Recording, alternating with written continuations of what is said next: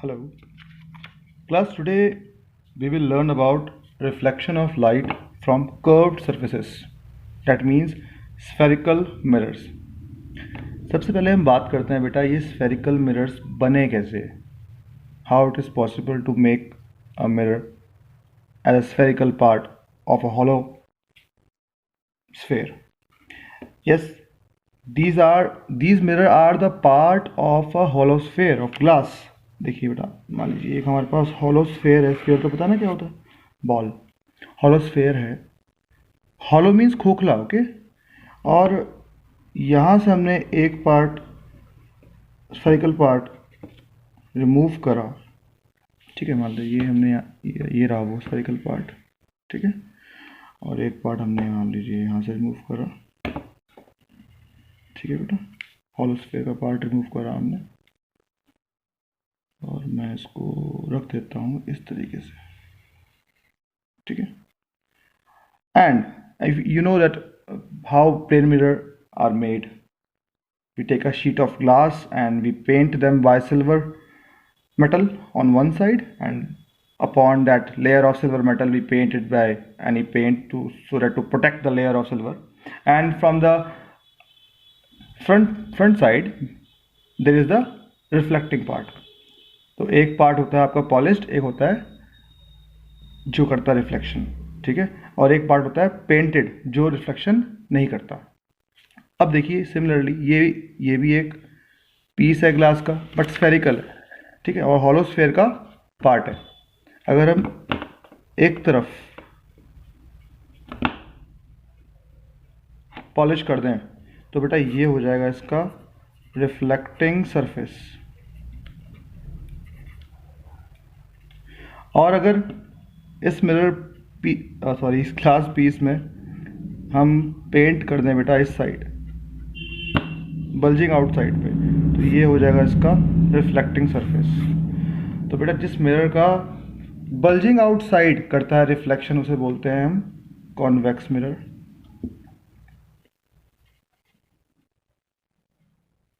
और जिस मिरर का बेंट इन सरफेस करता है रिफ्लेक्शन उसे बोलते हैं हम concave mirror. Okay, but now we have to know something more about these two mirrors. First of all, we will go back and talk about that hollow sphere of which the mirror is a part. हर एक sphere का बेटा एक centre होता है. हम लिखते O हैं, यहाँ लिख रहे हैं हम कैपिटल C से. ठीक है, and there is always a line passing through center is on diameter. और अगर उस लाइन को थोड़ा हम एक्सटेंड कर दें थोड़ा सा, तो हम इस टॉपिक में मिरर्स के स्फेरिकल मिरर्स के टॉपिक में इस लाइन को हम नाम देते हैं principal axis.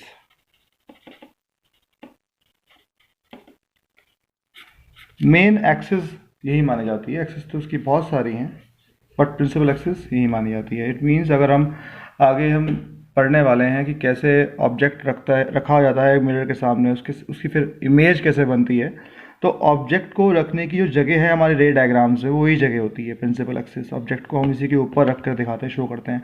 I will tell you later on. First of all तो बेटा हमें जानना है कि सेंटर जो है कहलाता क्या है. इसे बोलते हैं हम सेंटर ऑफ कर्वेचर.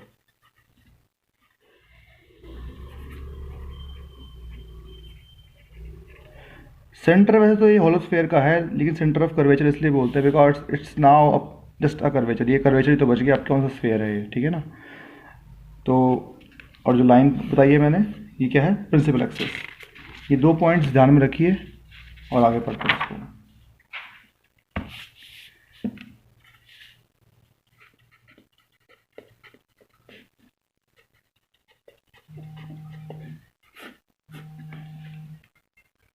तो बेटा हमने पढ़ना है अब कॉनकेव मिरर. तो कॉनकेव मिरर हमने कैसे बनाया अभी भी देखा आपने. ये चीज़ सीख लीजिए. जो आपने रे डायग्राम्स में दिखाना है पेंटेड पार्ट, वो दिखाना है आपने हमेशा राइट साइड में. लेफ्ट साइड आपने दिखानी है रिफ्लेक्टिंग पार्ट इसका. ठीक है बेटा. और जो ये जगह होती है पूरी की पूरी, जो जिस पार्ट से होता है रिफ्लेक्शन, इसे बोलते हैं हम अपर्चर. एक पॉइंट याद रखना, इसे बोलते हैं हम aperture, total reflecting area of the mirror. So first of all मैं एक पॉइंट मार्क कर रहा हूँ। कौन सा पॉइंट है ये? बेटा ये वही पॉइंट है सेंटर ऑफ कर्वेचर जिसको नाम दिया था, जो सेंटर था असली में उस हॉलो स्फेयर का, जिस स्फेयर का ये मिरर पार्ट है, ठीक है। और हमारी ये वही है प्रिंसिपल एक्सिस, ठीक है। Now you know that light rays always travel in the form of beam, and in a beam all light rays are parallel if they are coming from a source which is at a place which we call infinity, दूर रखा है और object से। तो light rays जो आ रही हैं वो लाइट रेज कैसी होंगी? आपस में पैरेलल होंगी।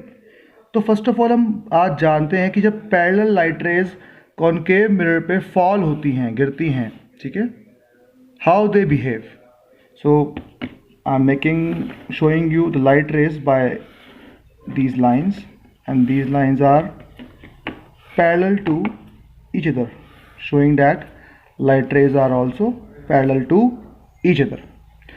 Now देखो बेटा क्या हुआ, बड़ी कमाल की बात है। जब लाइट रेज पैरेलल फॉल हुई कॉनकेव मिरर पे, अपने आप वो जा करके एक ही पॉइंट पे मिलती हैं अपने आप आफ्टर रिफ्लेक्शन, ठीक है। This is the way you are going to show.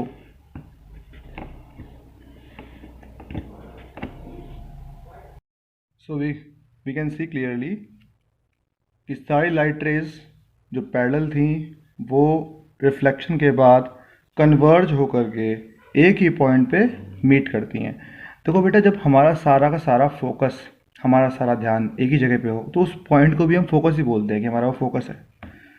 तो ऐसे ही इसको भी हमने नाम दिया कैपिटल एफ, फोकस से। तो ये तो हम पहले पढ़ चुके हैं, ये क्या है? Centre of curvature.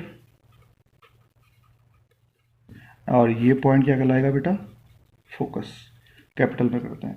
नाउ एक और पॉइंट मैं मार्क कर रहा हूँ, जिस पॉइंट पर प्रिंसिपल एक्सिस मीट करती है मिरर पे, M dash is a mirror, उस पॉइंट को बोलते हैं pole, pole of mirror. Okay, now the distance between pole and centre of curvature is known as radius of curvature. लिखते किससे में से? आर से बोलते कि हम रेडियस ऑफ कर्वेचर। और जो डिस्टेंस होता है पोल से फोकस तक का, ठीक है बेटा, उसे लिखते हैं हम स्मॉल एफ से और बोलते हैं हम फोकल लेंथ, फोकल लेंथ, ठीक है। This was all about concave mirror. Next we have to learn about convex mirror. Again convex mirror कैसे बिहेव करता है जब लाइट रेज जो इनिशियली पैरेलल हैं फॉल करती हैं उसके ऊपर, वो पढ़ना है हमने। This is how we are going to make a convex mirror. We will shade on the right side showing that left part is for reflection, okay, and this line you know that principal axis. Now on clearly observing this mirror we can see that the center of curvature will be on right side. Earlier it was on left side, mirror के left side में था, इस बार right side में वो curve ऐसी है। Light rays तो fall यहीं से होंगी क्योंकि रिफ्लेक्टिंग पार्ट तो ये वाला है। कोई बात नहीं, हमें भी कुछ खास नहीं करना, हमें भी उस ऑब्जर्वेशन को रीड करना है कि क्या हुआ जब पैरेलल लाइट रेज गिरी कॉन्वेक्स मिरर पे। सो लाइट रेज जब पैरेलल थी ऑलरेडी मिरर के, सॉरी बेटा पैरेलल थी आपस में और प्रिंसिपल एक्सिस के, ठीक है, और फॉल हुई मिरर पर, तो क्या हुआ? दे कन्वर्ज्ड। कन्वर्ज मीन्स देखो बेटा लाइट रेज दो पैरेलल हैं, अगर लाइट रेज पैरेलल हैं और मिल रही हैं, ठीक है बेटा, आफ्टर रिफ्लेक्शन और रिफ्रैक्शन, तो उसे बोलते हैं कन्वर्जिंग। और अगर लाइट रेज दो पैरेलल हैं आपस में, लेकिन आफ्टर रिफ्लेक्शन और रिफ्रैक्शन आउटवर्ड्स बेंड हो रही हैं, इनवर्ड्स नहीं हो रही, उसे बोलते हैं हम डाइवर्जेंस, वो डाइवर्ज हो रही हैं। तो लाइट रेज डाइवर्ज हुई आफ्टर रिफ्लेक्शन। डाइवर्ज कैसे होंगी बेटा, जाएंगी तो इस साइड ही, रिफ्लेक्ट ही होना उन्होंने, ठीक है बेटा। डाइवर्ज इस तरीके से हुई, ठीक है बेटा, ये देखो ये डाइवर्जिंग कहलाएंगी।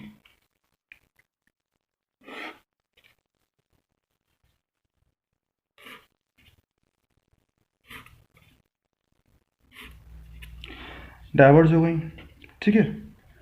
अब डाइवर्ज हुई और हमने जब उन डाइवर्जिंग लाइट रेज को पीछे एक्सटेंड किया, ठीक है, थोड़ा सा गड़बड़ हो गया, पीछे एक्सटेंड किया,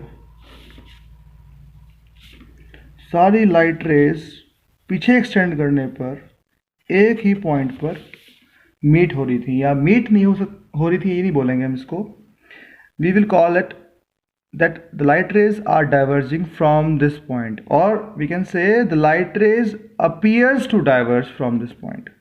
लग रहा है कि यहाँ से उठ के आ रही है, लग रहा है कि सोर्स लाइट का ये रखा हुआ है, यहाँ से आ रही है, बाहर मिरर के निकल के, लेकिन असली में क्या हो रहा है, लाइट रेज पैरेलल थी, वो रिफ्लेक्ट हुई, आउटवर्ड्स डाइवर्ज हुई, और उनको जब पीछे एक्सटेंड किया तो वो एक ही पॉइंट पे मिल रही थी। उस पॉइंट को हम क्या नाम देंगे, फोकस, ठीक है।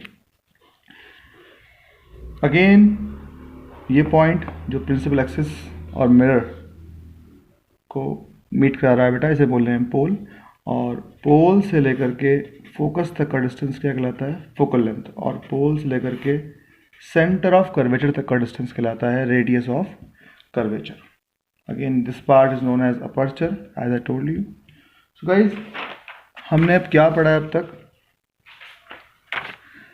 हमने लाइट चैप्टर का सेकंड टॉपिक शुरू किया है आज, spherical mirrors, concave mirror, convex mirror बनते कैसे हैं, क्या होते हैं, वो पढ़ा है हमने। मिरर्स का, दोनों का, कॉनकेव मिरर का और कॉन्वेक्स मिरर का जो बिहेवियर है लाइट के साथ, पहला बिहेवियर कि लाइट रेज अगर सारी पैरेलल हैं प्रिंसिपल एक्सिस के, तो वो लाइट रेज रिफ्लेक्शन के बाद कहाँ जाती हैं, किस तरफ जाती हैं, कैसे बिहेव करती हैं, वो पढ़ा है। They all meet at a point that is known as focus। कॉनकेव मिरर में तो रियल में मीट कर रही हैं, और कॉन्वेक्स मिरर में वो appears to diverge from a point। तो पॉइंट तो एक ही है सब लाइट रेस का, इसे भी क्या बोलेंगे हम, फोकस, ठीक है। ओके गाइस, सो इस वीडियो के बाद आपने अपनी प्रॉब्लम्स लेनी है जूम क्लास पे, और जूम क्लास पे आपकी अटेंडेंस के बेस पे ही मैं आपकी साइंस की असेसमेंट लगाने वाला हूँ। So it's compulsory for you, it's important for you to attend class on Zoom app, install it and learn it how to use it properly.